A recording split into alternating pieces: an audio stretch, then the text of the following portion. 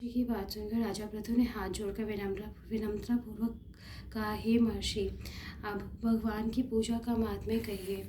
तब नारद जी बोले, हे महाराज पृथु, भगवान की पूजा किसी भी भाव से की जाए वह सदा फलदायी होती है। यदि कोई मनो विनोद में श्री भगवान का भजन करता है तो उसे भी परम पद की प्राप्ति होती है। फिर श्रद्धा युक्त होकर भगवत भजन करने वाले की गति ही क्या कहूँ, इसका तो वर्णन ही नहीं किया जा सकता। इस संबंध में मैं तुम्हें अति प्राचीन एक इतिहास सुनाता हूँ।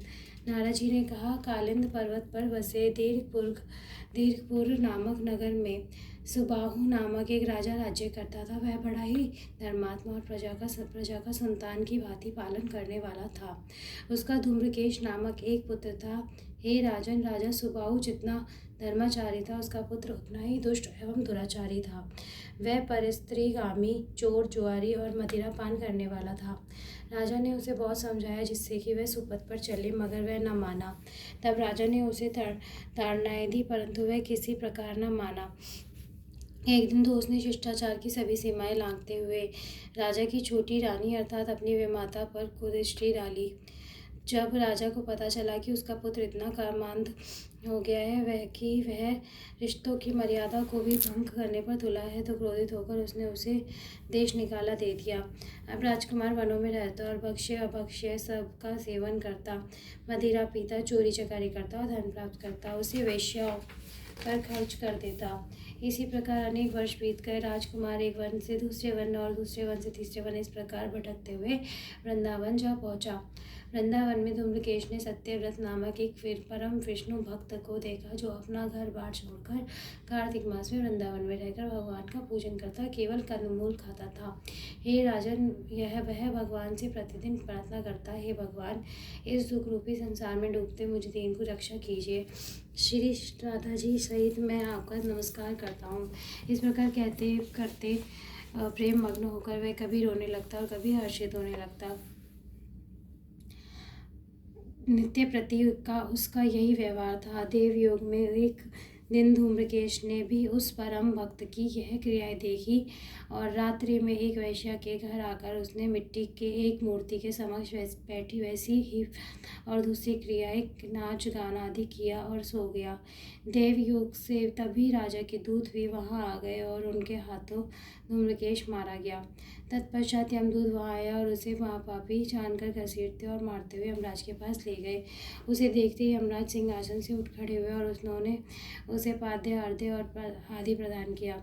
फिर अपने दूतों को फटकारा कि हमारी आज्ञा बाद ही वे विष्णु भक्त को यहाँ क्यों लेकर आए, चाहे किसी भी भाव से क्यों ना किया हो। मृत्यु से पूर्व उसने कार्तिक मास में और वह भी वृंदावन धाम में भगवान का पूजन किया है, अतः यह वैकुंठ का अधिकारी है। तत्पश्चात यमराज धूम्रकेश से मुखातिब हुआ, हे धूम्रकेश, भगवान की कृपा अपार और भक्ति की 9 प्रकार से की जाती। किसी एक भक्ति का सहारा लेकर पापी से पापी व्यक्ति भी तर जाता है। जिस प्रकार कथा श्रवण से राजा परीक्षित करे, कीर्तन से सुखदेव, स्मरण से प्रहलाद, पाद सेवा से लक्ष्मी जी, पूजा से पृथु, वंदना से अंकुर, सत्संग से सुग्रीव, मित्र भाव से अर्जुन, दान से राजा बलि और परम पद को प्राप्त हुए हैं। इसी प्रकार तुमने भी चाहे जिस भाव से भगवान की पूजा की, तुम स्वर्ग के अधिकारी हो। अपने कर्मानुसार पहले तुम नरक के अधिकारी थे, किंतु कार्तिक मास में की गई भगवान की पूजा व्यर्थ नहीं जाती। जहाँ पर भगवान शालिग्राम है वहीं पर गंडकी नदी तथा अन्य तीर्थ है। हे राजन, धूम्रकेश को शास्त्रों का तनिक भी ज्ञान नहीं था, अतः उसने करबद्ध होकर यमराज से पूछा, हे स्वामी, भगवान सब नदियों को छोड़कर गंग की नदी कैसे प्राप्त हुए? कृपा कर ये बता मुझे कहिए। यहाँ तक की कथा सुनकर महाराज पृथु ने भी नारद जी से यही प्रश्न किया। तब नारद जी बोले, हे राजा पृथु, किसी समय वेदशिरा नामक ऋषि सर्वलोकों के हित की कामना से गंगा जी के तट पर तपस्या कर रहे थे। उनके इस घोर तप से भयभीत होकर इंद्र ने मंजुघोषा नाम की अप्सरा को उनकी तपस्या भंग करने के उद्देश्य से भेजा। मंजुघोषा उस रमणीक स्थल पर आकर अपने हाव भाव और नृत्य आदि से ऋषि की तपस्या भंग करने की चेष्टा करने लगी। हे महाराज, इसी प्रकार उसने ऋषि के चरणों का स्पर्श किया तो ऋषि के रोम रोम खड़े हो गए, जिससे मंजुघोषा को भ्रम हुआ कि ऋषि उसके वश में हो गए हैं। अतः उसने निसंकोच उनके गले में अपनी बाहें डाल दी।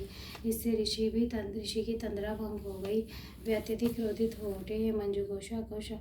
उन्होंने मंजुघोषा को श्राप दिया कि तुम मुझे पाप कर्म में घसीट कर इस संसार सागर में डाल रही है, इसलिए मैं तुझे श्राप देता हूँ कि तू नदी हो जा। ऋषि का श्राप सुनकर मंजुघोषा रोने लगी, बिलखने लगी, बोली, हे मुनि, मैं श्राप योग्य नहीं हूँ, आप मुझे क्षमा करें। हे महाराज प्रतु। अब मंजुघोषा ने इस प्रकार बार बार मुनि से क्षमा याचना की तो उन्हें उस पर दया आ गई।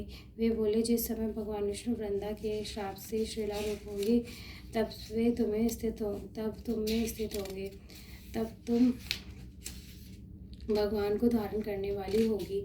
इस प्रकार मेरे द्वारा दिया गया यह श्राप तुम्हारे लिए वरदान सिद्ध होगा। इस प्रकार की कथा सुनकर यमराज ने राजकुमार धूम्रकेश ने कहा, हे राजकुमार, जिस प्रकार अनजाने में भी किया गया पाप क्षमा योग्य नहीं होता, उसी प्रकार अनजाने में किए गए भजन का सुफल भी अवश्य मिलता है।